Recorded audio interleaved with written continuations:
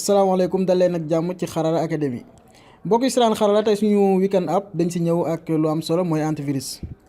ñu indi leen si benn application boo xamante ni dafa am solo pour protéger sa téléphone.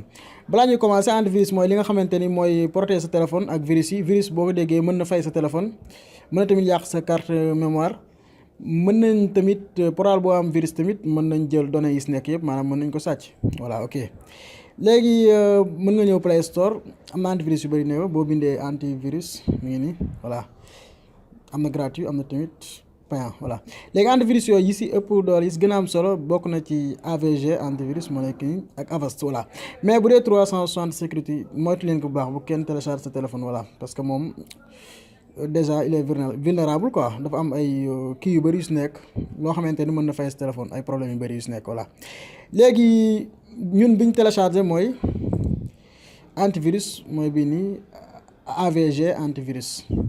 voilà mu nekk application bu am solo, comme léegi bu ñëwee da ngay def analyse mu wax la menaces yi si nekk, maanaam problème yi nekk sa téléphone. moom tamit dafay gaawal sa téléphone, maanaam augmenter comme fii RAM bi bu dee sa téléphone dafa gaaw moom da koy gaaw, dafa yéex. voilà moom da koy gaawal quoi, pardon jéggalu. voilà moo nekk fii nii. beneen bi tamit day analyse wifi bu dee daa am réseau wifi yoo xamante ni dañoo am virus wala dara da la koy wax.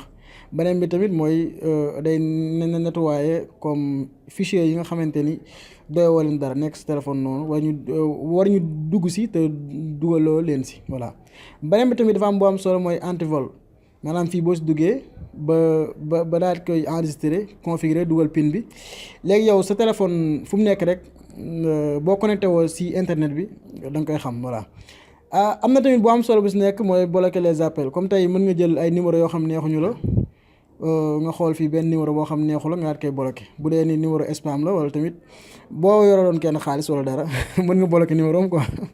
ok beneen bi si topp tamit mooy mën nga tamit tëj yenn application yi, comme fii verrouiller app, comme fii boo defee nii mën nga xool yenn application yi nga xamante ni bëgg nga leen verrouiller nga daal leen tëj.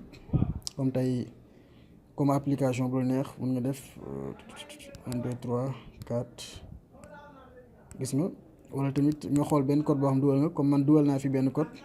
boo ñëwee nga xool benn application comme Gmail mën nga ko tëj. comme léegi ñu xool ñu essayé Gmail xool